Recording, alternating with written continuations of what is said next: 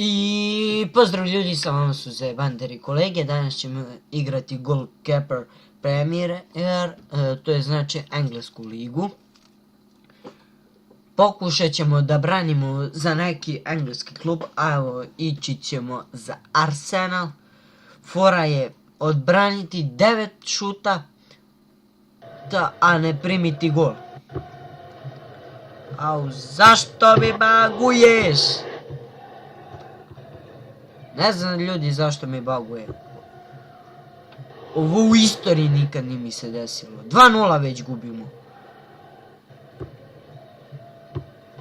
Evo, prva odbrana poslije toliko baga.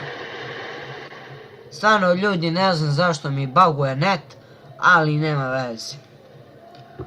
Da, ako niste znali, ovo je igrica za net. 3-0 već. Gotovi smo ljudi. Ništa od ovog klipa da odemo dalje. Ali